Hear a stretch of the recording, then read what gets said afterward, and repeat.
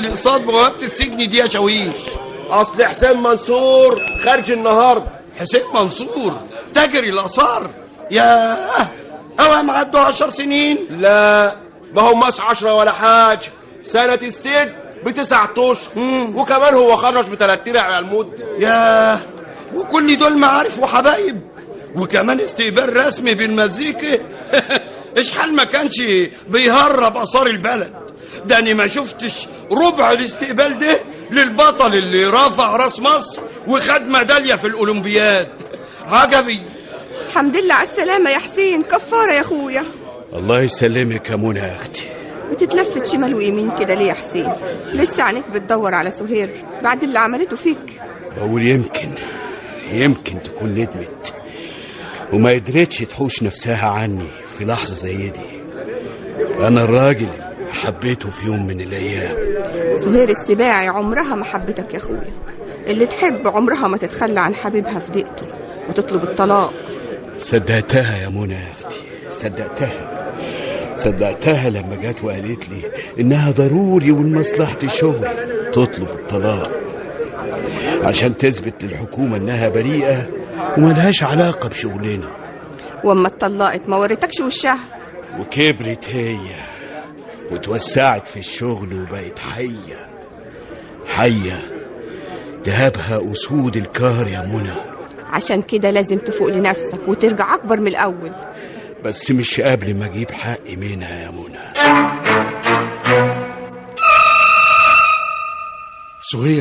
سهير مالك مخدود كده ليه يا شاوي؟ شفتي المعلم حسين طريقك خرج من السجن. طب ما انا عارف. وازاي ما انتش قلقانه وخايفه؟ ازاي ما طلبتيش زياده امن الفيلا؟ اثبت وبلاش الجبن اللي انت فيه ده يا واد. مرعوب قوي كده ليه؟ ده المعلم حسين منصور، وبعدين انت ما عملتيش فيه شويه. انا ما عملتش فيه حاجه.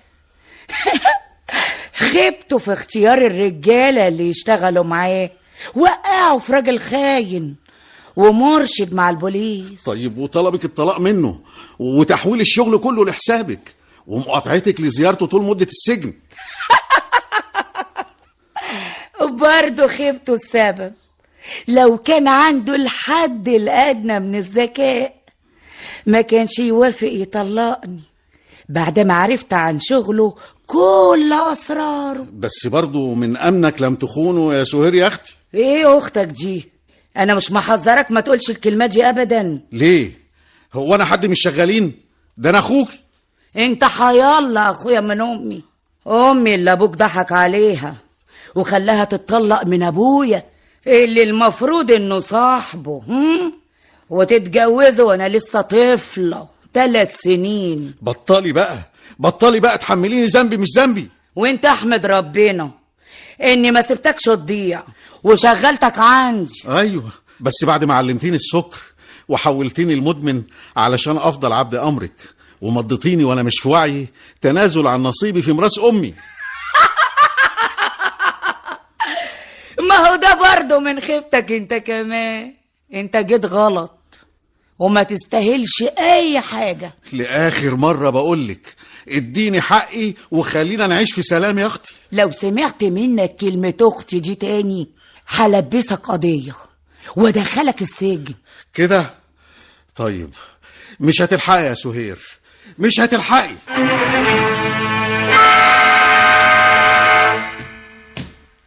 اموريني يا فندم. اولا فرد الامن التمام لما يضطر يسيب بوابته زيك كده دلوقتي لازم يبقى حريص قوي ان عينه تتابع نقطة حراسته بأي طريقة، ولا ايه؟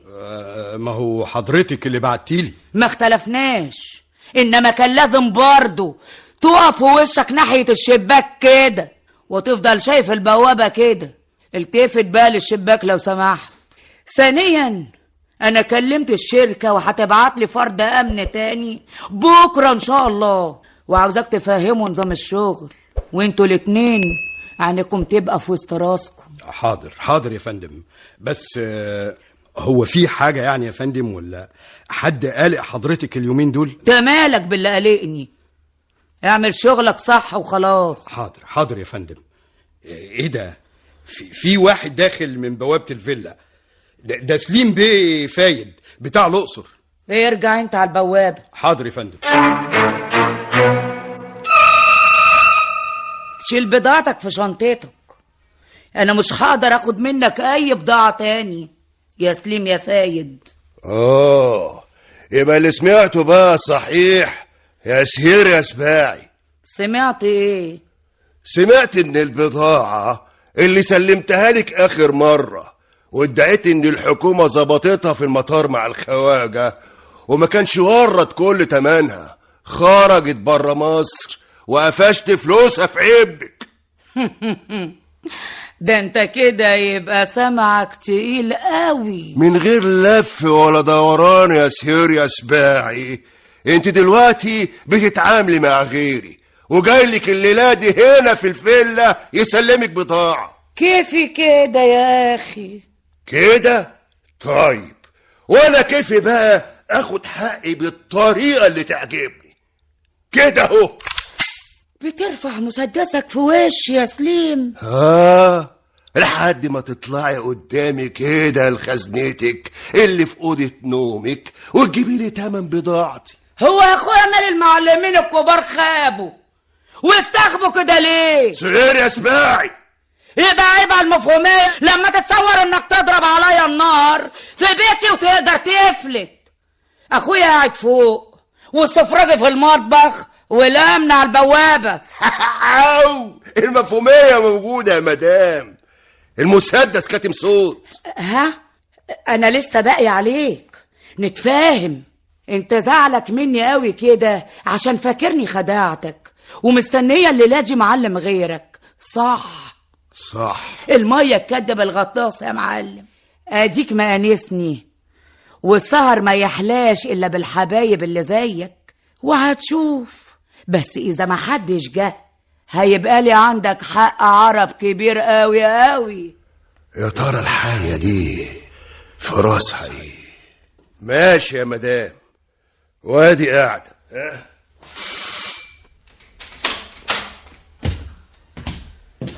مين؟ المعلم الكبير حسين منصور، اخويا وحبيبي. ايه ده؟ كفارة كفارة يشتيك الاصلي.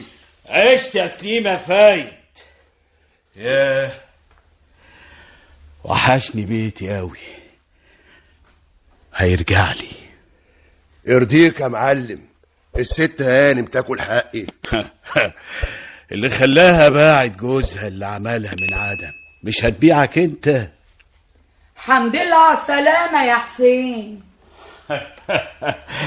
السلامة دي حلوة في خزنتك وفي دراعاتك وصدرك وصوابعك المليانين الماظ من خيري. لم ده كله من سكات وادهولي، ده لو انت عاوزة السلامة. دي تبقى الندامة يا معلم. لا، الندامة دي حاجة تانية خالص، انما للأسف مش هتحسيها ساعتها لانك هتكوني جثة. وصلت الرسالة يا حسين، مستعجل ليه؟ ما انت قاعد بتطرديني من بيتي يا ليلة الأصل. سيب رقبتي يا حسين. يا حسين شوقي يا سيبها سيبها يا حسين، سيبها، انت لسه خارج من السجن يا حسين. يا حسين فرد الامن جاي على هنا، سيب رقبتها بسرعه. سيبها بقول لك يا حسين. لا يا معلم، لا يا معلم، لا. ابعد عنها، ابعد ايدك.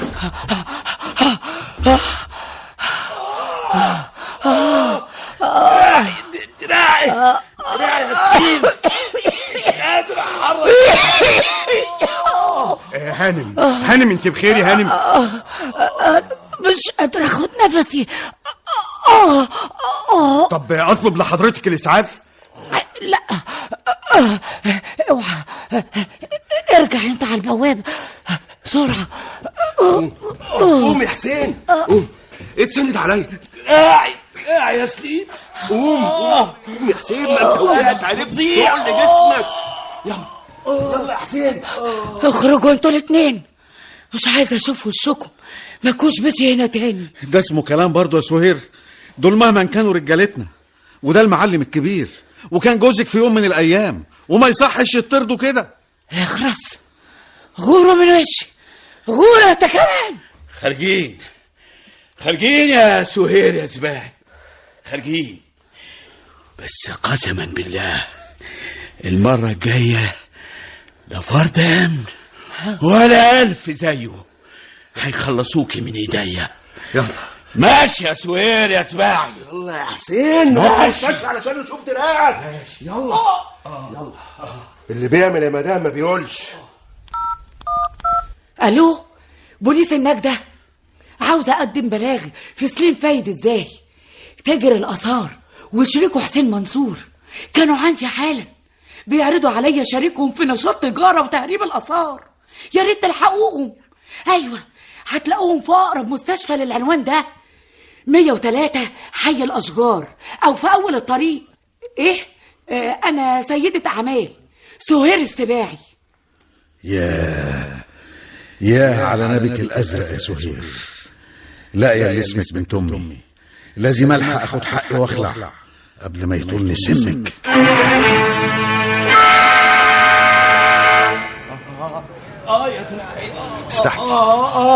استحمل يا حسين، استحمل. عربيتي على الصف التاني اهي. يلا بالراحه كده، يلا نعدي الشارع على مهلي. يا معلم حسين، يا معلم حسين، سليم بيه يا معلم. ايه ده شوي؟ مالك يا شوي؟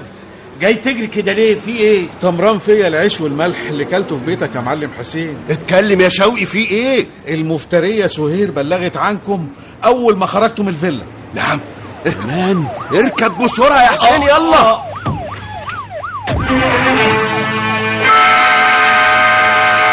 انا يا فندم عصام عبد المنعم، فرد الامن اللي بلغت عن جريمه قتل مدام سهير السباعي. ايه اللي حصل بالظبط يا عصام؟ قبل الحادثه يا فندم ولا اثناء الحادثه نفسها؟ انت شايف للاتنين علاقه ببعض يا عصام؟ طبعا يا فندم. طيب افضل عشان قبل المعاينه مباشره انك تحكي لي الحادثه نفسها الاول، وبعدين ما قبلها بالتفصيل. حاضر يا فندم.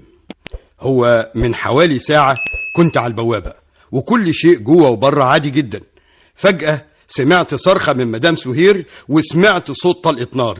جريت على جوه، طلعت لأوضة النوم عند مصدر الصرخة، لقيت باب أوضة النوم مفتوح. دخلت لقيت الهانم مضروبة بالرصاص على سريرها، وشفت المسدس واقع عند باب الأوضة زي ما شاورت لسيادتك عليه قبل كده. ومفيش أي أثر لأي خيال أو حركة من أي اتجاه؟ أبدا يا فندم، رحت مبلغ على طول. في إيه؟ في إيه؟ أختي جرالها إيه؟ الباقية في حياتك.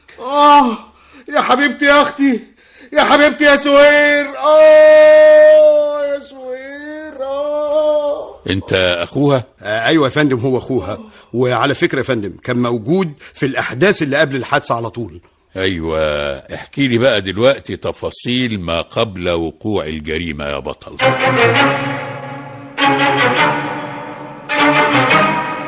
احنا كنا مراقبينك طبيعي يا حسين يا منصور من لحظه خروجك من السجن، وكنا متأكدين إنك لازم هتيجي هنا لطليقتك، بس ما كناش متصورين إنك تقتلها في أول زيارة. لا، أنا ما قتلتهاش. فرد الأمن بلغنا بمحاولتك خنقها لولا تدخله ودفعك عنها. أيوة، ما أنا ما دريتش بنفسي وهي بتطردني من بيتي، وتهورت وطبقت في زمارة رقبتها وبس. وخارج من الفيلا وهي صاغ سليم وما فيهاش خدش يا باشا. لما عربية النجدة فاجئتكم ليه هربتوا بعربيتكم يا حسين؟ عربية نجدة ايه يا باشا؟ ولا مؤاخذة يعني، وهو انتوا ظبطونا في عربية؟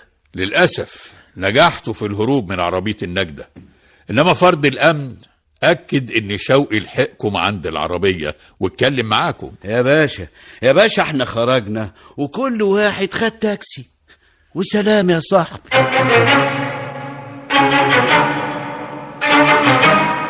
فرد الأمن يشوف اللي يشوفه، هو حر، وسيادتك ليك اللي يطلع من بقنا. اللي هو ايه يا شوقي؟ كل اللي حكاه جوه الفيلا هنا حصل، وما نقدرش نقول فيه أي حاجة، لكن غير كده لأ. يعني انت ما خرجتش بعد ما مشيوا؟ لا يا فندم، الكذب خيبة. خرجت، خدت تاكسي لوسط البلد.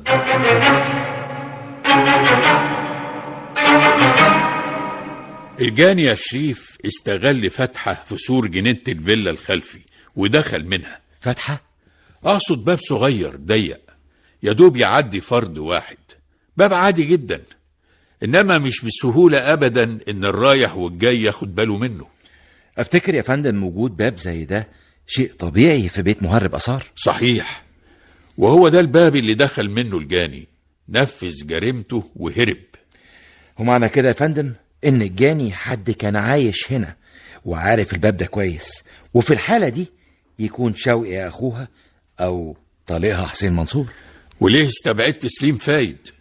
لاني استبعدت معرفته بالباب السري ده. غلط. سليم طول عمره شريك حسين منصور، وياما قضى معاه هنا في الفيلا اوقات ومواقف.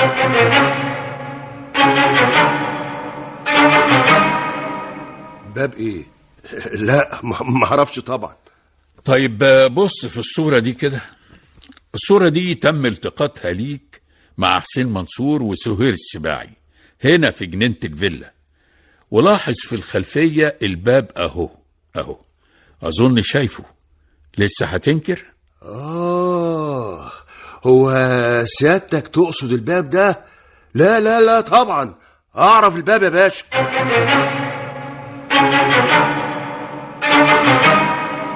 مفاجأة يا فندم، مفاجأة.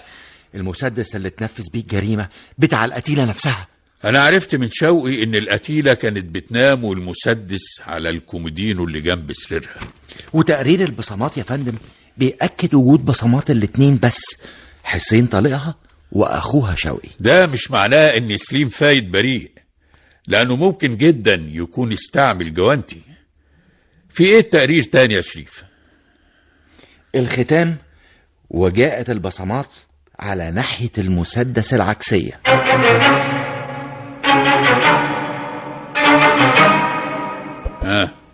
ايه رأيك يا حسين؟ ما هو طبيعي يا باشا يبقى لي بصمات على المسدس والخزنة وكل الأوضة كمان. ولا سيادتك ناسي ان كل دي كانت حاجتي وفي بيتي؟ يوه يا باشا، ده انا ياما مسكت المسدس وبأمرها كمان. ناولهولي يا شوقي، لمعهولي يا شوقي، شيلهولي في الدرج يا شوقي، هاته من الدرج يا شوقي. اقول كمان ولا كفايه؟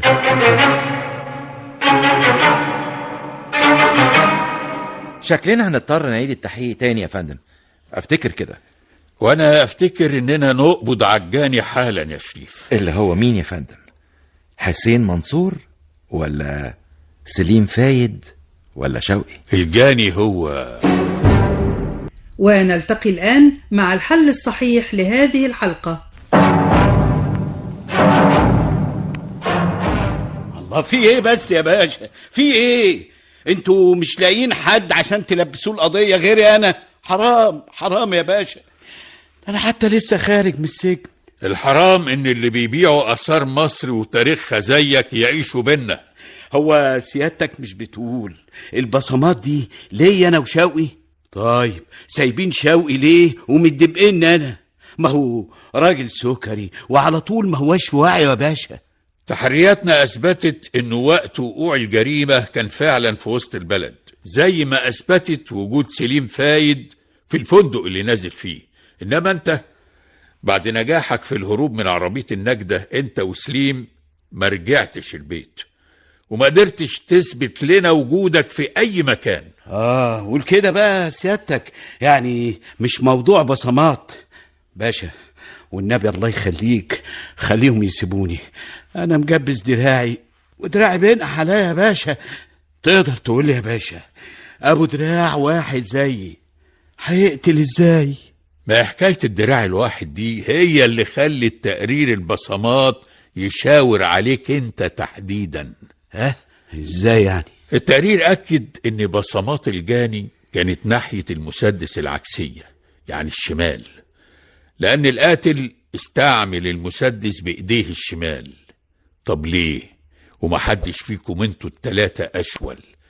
لان واحد منكم اضطر يستعمل شماله عشان يمينه مكسور ومتجبس يا حسين يا منصور. وانا اللي كنت فاكر ان تكبيس دراعي ده هو اللي هيطلعني منها زي الشعرة من العجين. خد المتهم وكمل اجراءاتك يا حضرة الضابط.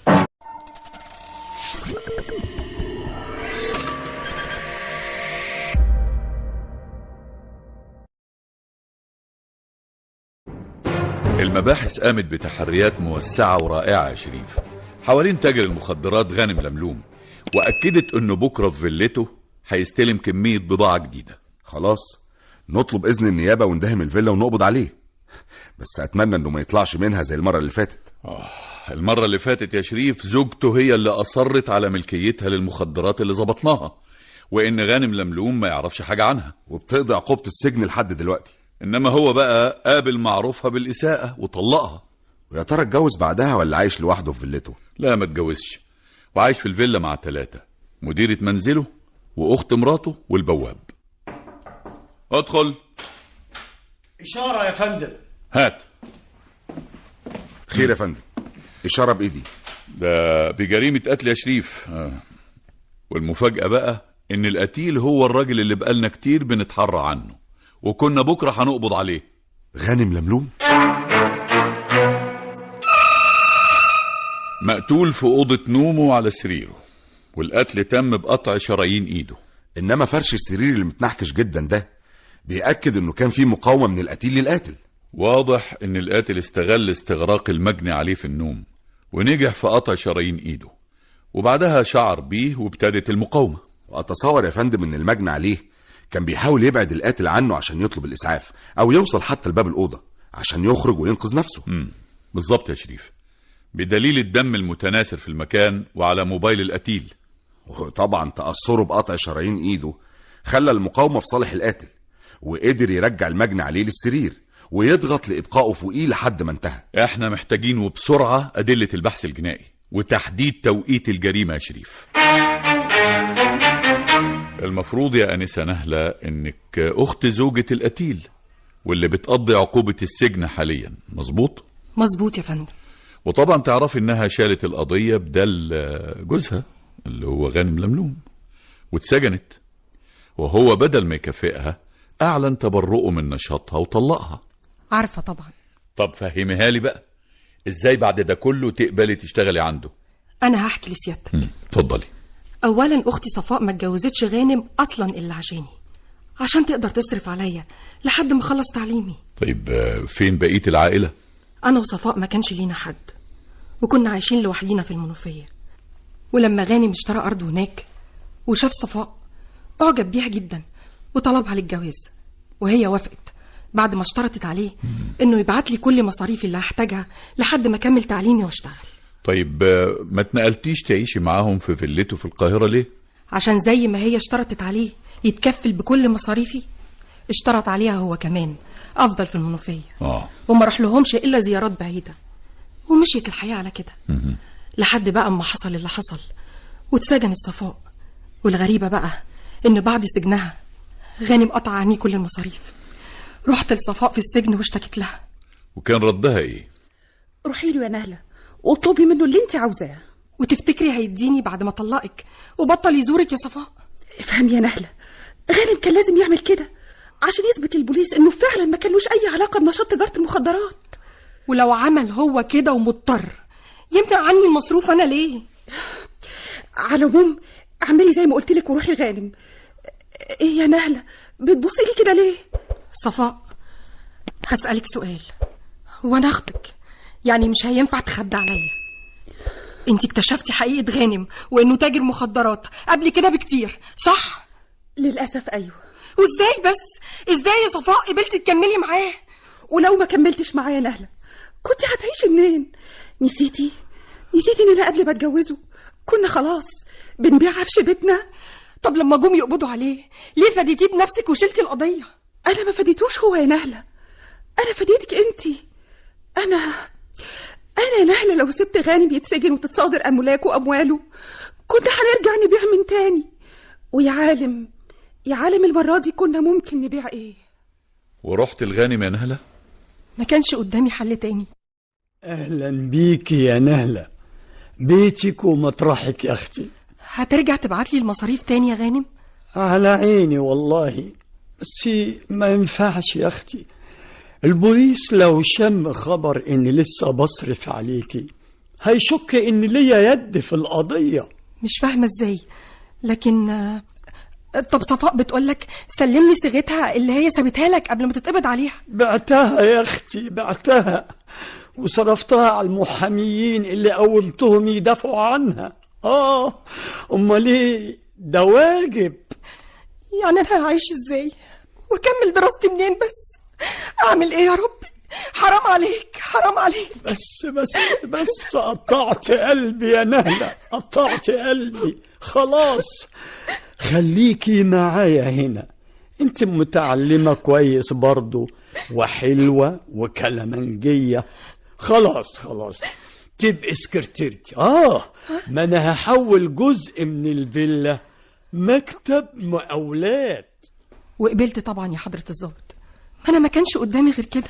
لا يا نهلة، مش بس كده، انت كمان لقيتي في قربك من غانم فرصة مش هتلاقيها لو بعيد عنه. فرصة لإيه يا فندم؟ للانتقام يا نهلة. والله لو على الانتقام فما تعدش، ناس كتير قوي محتاجين ينتقموا من غانم لملوم، وأقربهم مثلا مدام أمال مديرة منزله.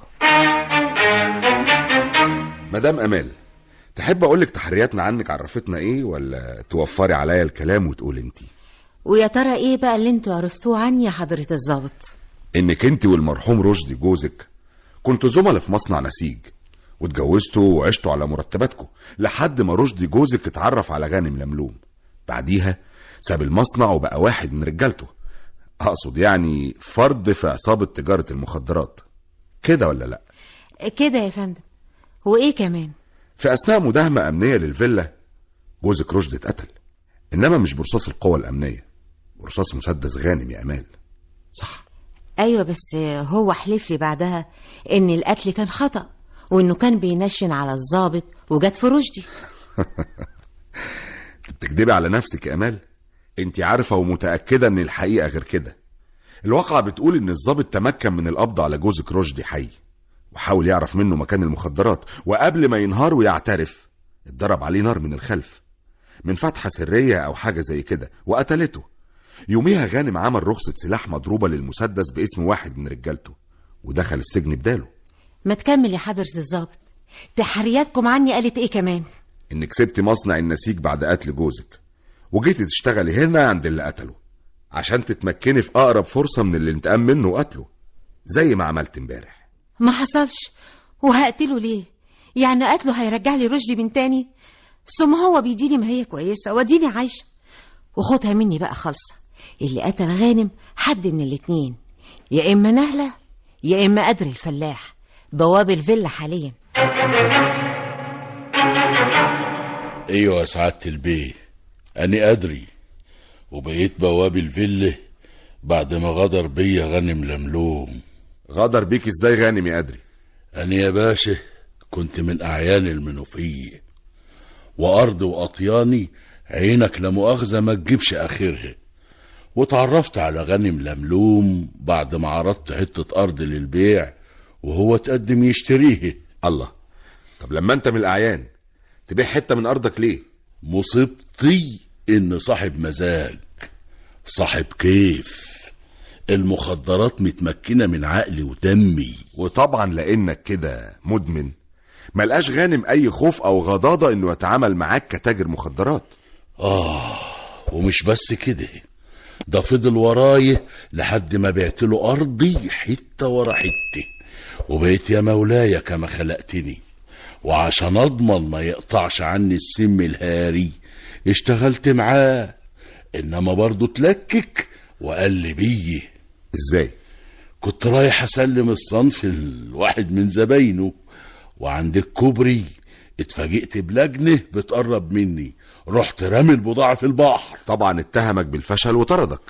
وطيت على رجل ابوسها علشان ما يبعدنيش عنه، رماني على بوابة فيلته، بواب باللي يمن عليا بيه من السم الهاري. وانتهزت اول فرصة للانتقام وقتلته امبارح. من خيبتي ما عملتهاش. انما بذمة سيادتك لو كنت مكاني كنت تعمل ايه؟ على الاقل ما كنتش هسيب دقني تطول وتوصل لصدري كده.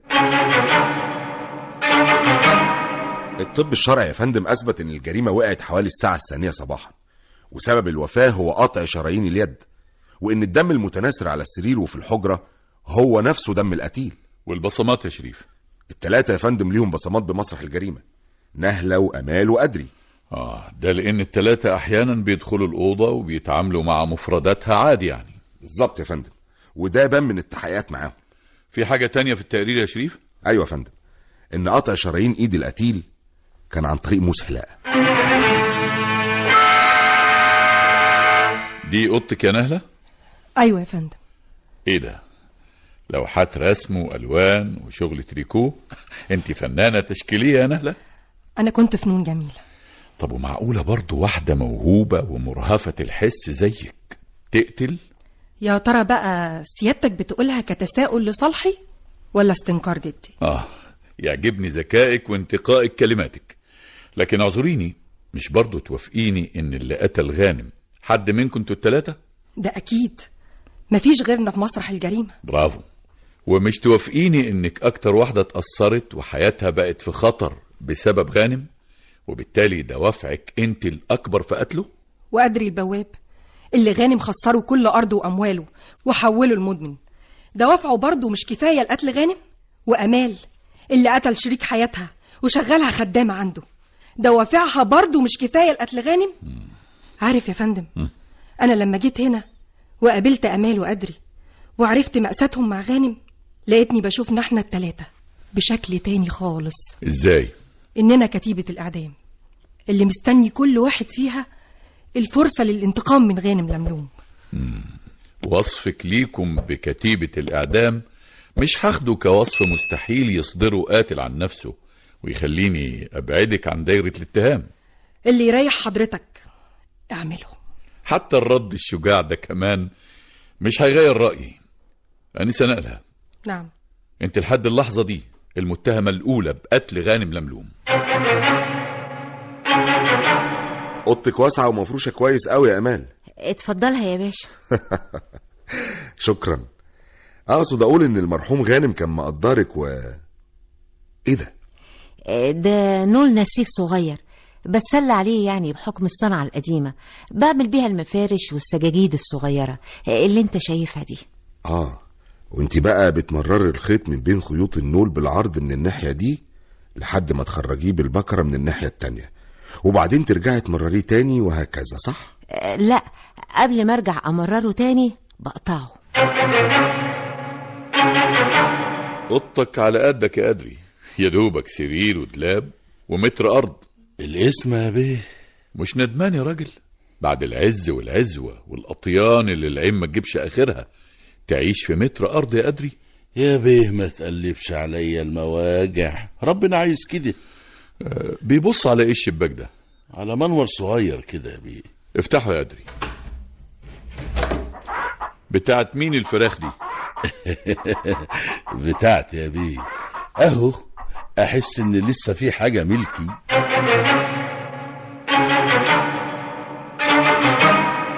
فعلا يا فندم، وعلى رأي نهلة التلاتة قبلوا وجودهم عند غانم لملوم رغم عذاب كل واحد فيهم من ده، لأنهم ببساطة كانوا كتيبة إعدام ليه لحد ما تمكن أذكاهم من تنفيذ الجريمة.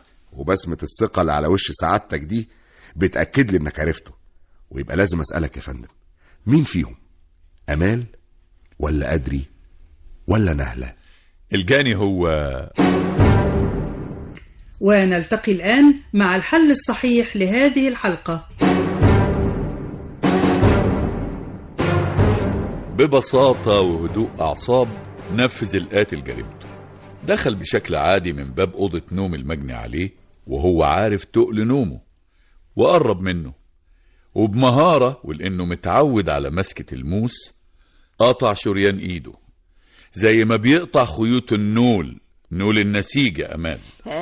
أنا لا ما حدش منكم انتوا التلاتة له علاقة بأمواس الحلاقة غيرك، وده لانك بتستعمليها في قطع خيوط النسيج اللي بتشغلي منها المفارش والسجاجيد. ومين قال ان محدش غيري بيستعمل الامواس؟ ما هو قدر ده مش راجل وبيحلق دقنه. قدري بقاله شهور ما بيحلقش، وزي ما انت شايفة دقنه غطت صدره.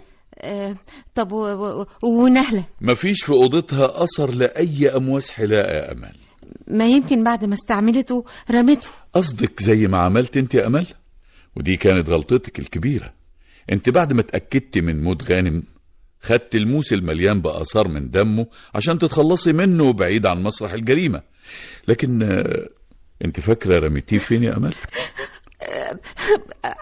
انا هقول لك، انا رميته في باسكت الزبالة اللي مخصصة للنور. ايوه، للخيوط الزيادة والامواس، وبحكم العادة رميتيه فيه، ولما عرضناه على الطب الشرعي اثبت انه المستخدم في الجريمة. ما هو اللي حرمني من جوزي وحبيبي كان لازم يموت. ايوه كان لازم يموت، كان لازم يموت، كان لازم. خدها يا شريف وكمل اجراءاتك.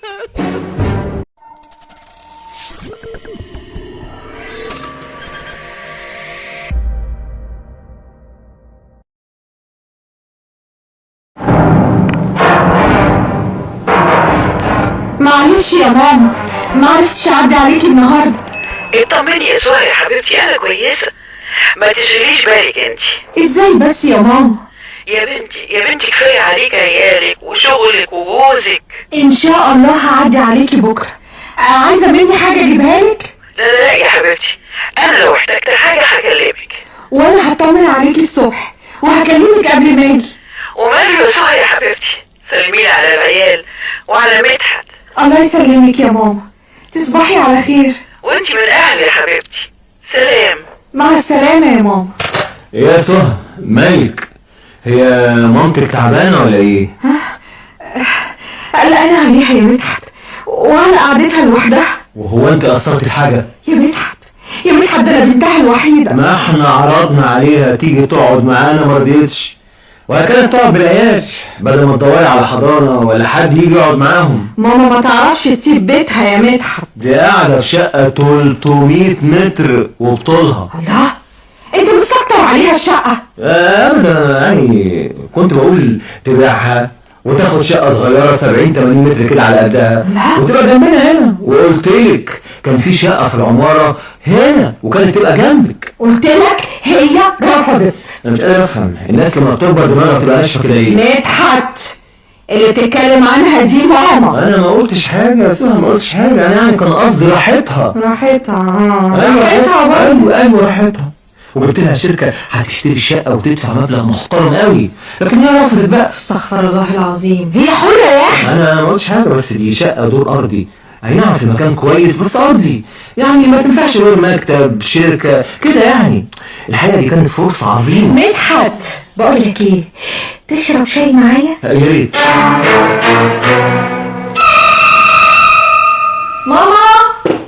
ماما الله، سيبها بقى مفتوح ليه يا ماما؟ تعالي يا حبيبتي، اصل بتوع الغسالة بيصلحوها جوه في المطبخ. وما قلتليش ليه يا ماما؟ يا بنتي هو انت ناقصه؟ كفايه اللي انت فيه ده، لسه بتاع التكييف ماشي. الله، والتكييف كمان؟ قلت يعني يجي ينظف الفلاتر، الدنيا بقت حر وانا بقى ما بستحملش. يا ماما قلتلك قبل كده حاجه زي دي قوليلي اكون معاكي، ما تدخليش حد وانت لوحدك. لوحدي؟ وهيعملوا فيا ايه يا سهى؟ لا اله الا الله يا ماما.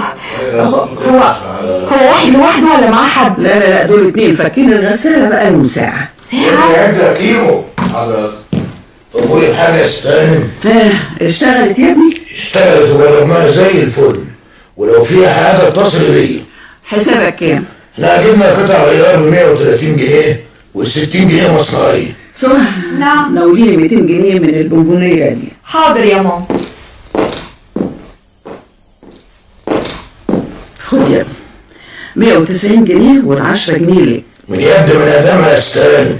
تمام يا اسطى، شنطه العيد دي كلها. طب يلا بينا.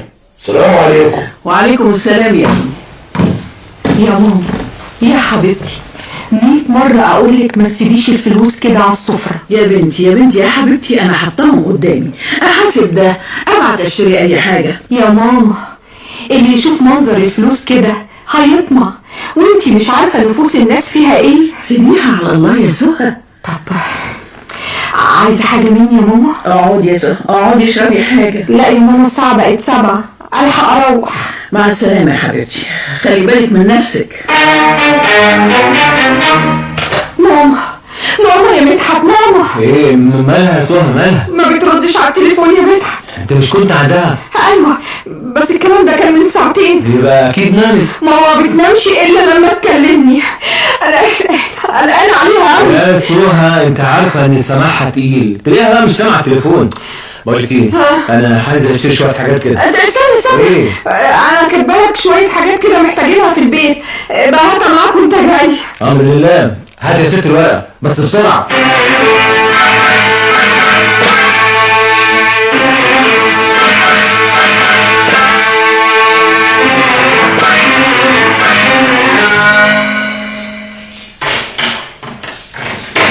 ماما ايه ده؟ مش ممكن. ماما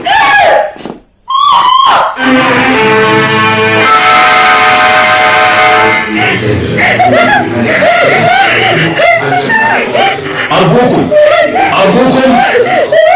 محدش يدخل جوه. مين اللي بلغ؟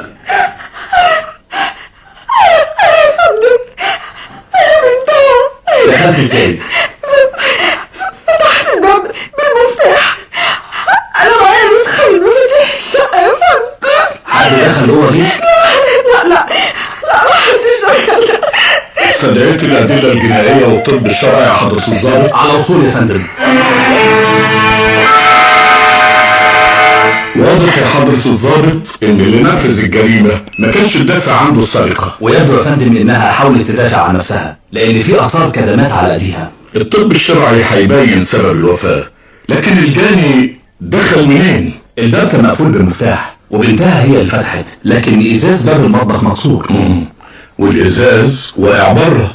ده معناه إنه كسر الباب وهو خارج مش وهو داخل. بص يا فندم على الشباك ده. ممكن يعدي واحد؟ ممكن.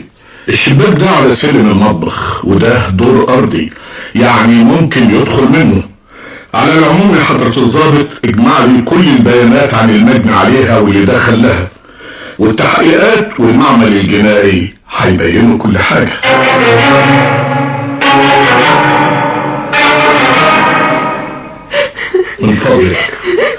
من فضلك يا مدام سهى اهدي علشان نقدر نوصل للجاني. حاضر يا فندم، حاضر. صحيح ماما كان عندها 84 سنة وكانت بتستنى الموت، لكن مش بالطريقة دي. حرام. قوليلي يا مدام سهى، انتي مشيتي من عند مامتك الساعة كام؟ الساعة 7:15 تقريبا. قلتيلي ان كان عندها عمال بيصلحوا الغسالة. ايوه يا فندم، وهي قالت لي ان كان عندها حد بيصلح التكييف اللي كان شغال في المكان اللي كانت قاعدة فيه. ايوه يا فندم. وانتي تعرفي الناس دول؟ لا يا فندم، لكن ماما معاها ارقام تليفوناتهم وسهل نعرف هي اتصلت بمين. هي العمارة ملهاش بواب؟ لا في بواب يا فندم، بس فاتح كشك قدام العمارة وواقف فيه. كان في حد بيزورها؟ يعني حد من قرايبكم جيرانها كده؟ لا يا فندم، لا. ماما ما كانش عندها اي علاقة باي حد. الشقة اللي ماما كانت قاعدة فيها دي ايجار ولا تمليك؟ تمليك. وانتي بنتها الوحيدة؟ ايوه، وعلى فكرة ماما كانت كاتبة الشقة دي بيع وشراء باسمي. جوزك يعرف الحكاية دي؟ ايوه يا فندم، كان عارف. مدام سهى، انا لاحظت ان مفيش حاجة اتاخدت من الشقة. لا يا فندم، كان في فلوس ماما كانت حطاهم في البونبونيرة اللي على السفرة. انا بحس انهم مش موجودين. ايوه، فلوس قد ايه يعني؟ يعني حوالي 1000 جنيه، لانها لما جت تحاسب بتاع تصليح الغسالة قالت لي هاتي فلوس من على السفرة. حتى انا بعدها قلت لها يا ماما بلاش تحطي الفلوس كده قدام اي حد. وقالت لك ايه؟ قالت لي يا بنتي محدش بيدخل لي، انا سايباهم قدامي احاسب منهم على اي حاجة. وباب المطبخ اللي على السلم حد كان بيستخدمه؟ لا، الباب ده كان مقفول وما بيتفتحش خالص. الاتنين اللي كانوا بيصلحوا الغسالة شكلهم ايه؟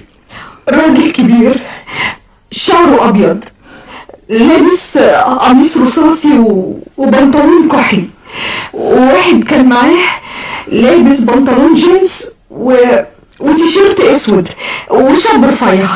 قولي لي يا مدام سهى. نعم. جوزك كان فين؟ كان في البيت، لكن لما روحت نزل يشتري حاجات. كانت الساعة كام؟ حوالي الساعة 8. ونزل يشتري ايه؟ حاجات بقالة. هو قال انه نازل يشتري حاجات، وانا قلت له خد الورقة دي انا كاتبة فيها الحاجات اللي ناقصاني في البيت، هاتها معاك. وجابها معاه؟ ايوه يا فندم.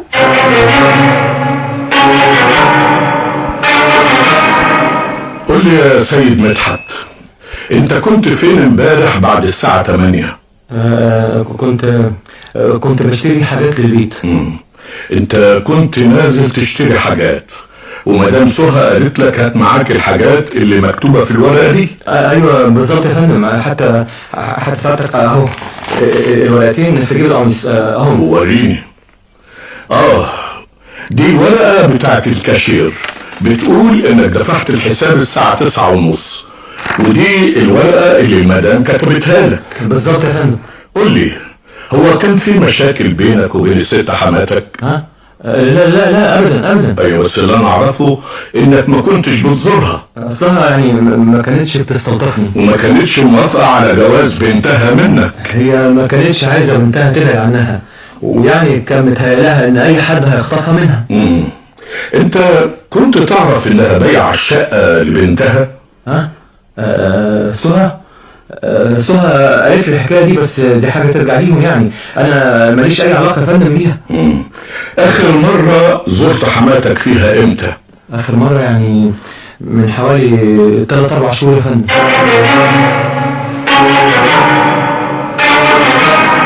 عملت ايه يا حضرة الضابط؟ دول يا فندم الصناعيه اللي كانوا عندها، سعيد عامل تصليح التكييف، وحمدي بتاع الغساله، واللي كان معاه اسمه كيمو.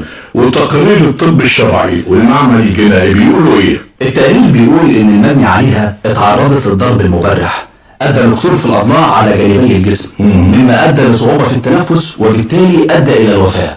وفي قطعه من دهان الحيطه بتاعت الشباك اللي في المطبخ اتاكدنا منها، كانت موجوده على السجاده اللي في مسرح الجريمه. وده بيأكد لينا ان الجاني دخل من شباك المطبخ، ويبدو ان المبني عليها حاولت تدافع عن نفسها بقلم كانت ماسكاه في ايديها واتكسر يا فندم، وكان عليه خيط قطن اسود. ده اكيد يخص الجاني. اكيد يا فندم. جوز بنتها كان لابس امبارح قميص اسود، وواحد من عمال تصليح الغسالة كان لابس اسود، انما بتاع التكييف مش عارفينه لسه لحد دلوقتي. طب البصمات يا حضرة الضابط؟ البصمات اللي في المطبخ لعمال تصليح الغسالة، انما الباب والشباك ما عليهمش اي بصمات ولا بصمات غريبة. والوفاة حصلت امتى يا حضرة الضابط؟ يعني يا فندم ما بين الساعة 9 والساعة 10 بالليل.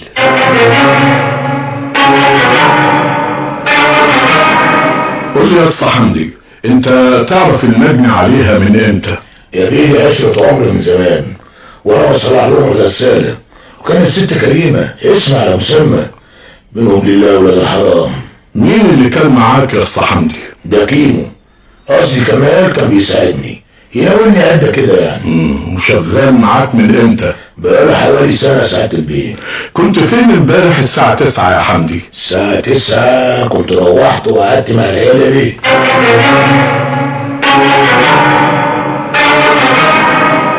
كنت فين امبارح الساعة 9 يا كمال؟ كنت على القهوة بيه مع اصحابي بنتفرج على ماتش كورة. طب ايه الخربوش اللي على دراعك ده يا كمال؟ ده انفك يا بيه وانا شغال في الغسالة امبارح. بس هو ايه اللي حصل يا بيه؟ المدام اللي كنت بتصلح لها الغسالة امبارح اتقتلت يا كمال. اتقتلت؟ مين يا بيه؟ احنا كنا بنصلح الغسالة الواحدة الصبح وواحدة بعد المغرب. اللي كنت عندها بعد المغرب. الست كريمة؟ ايوه. لا حول ولا قوة الا بالله، اصلها كانت عايشة لوحدها يا بيه. انت رحت لها قبل كده؟ لا يا بيه، دي كانت اول مرة اروح عندها امبارح.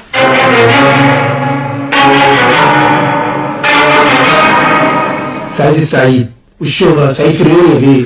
انت خلصت تصليح تكييف الست كريمة امتى امبارح يا سعيد؟ خلصت حوالي الساعة 5 يا بيه. ونظفت لها تكييف واحد ولا 2؟ تكييف واحد يا بيه، اللي كان في الريسبشن، دي زبونة وانا متعود كل الصيف اروح انضف لها الفلاتر يا بيه. وكنت لابس ايه وانت شغال يا سعيد؟ انا ما بشتغلش غير بالعفريتة يا بيه، عفريتة زيت يا بيه. وانا سألتك لونها ايه يا سعيد؟ هو ايه اللي حصل عبد المميز يا بيه؟ حالا هتعرف اللي حصل.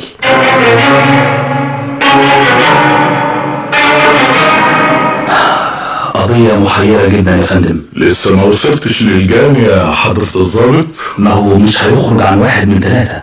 سعيد بتاع التكييف، او كمال اللي بيصلح الغسالة، او مدحت اللي كان عايز ياخد الشقة. لكن مين فيهم يا فندم؟ انا اقول لك يا حضرة الضابط، الجاني هو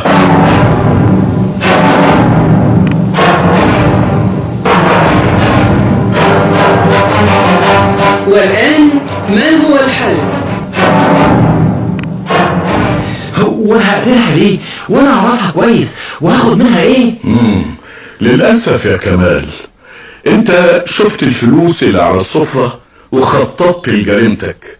جيت حوالي الساعة 9 و10 ودخلت من شباك المطبخ اللي كنت شايفه وعارف سكته.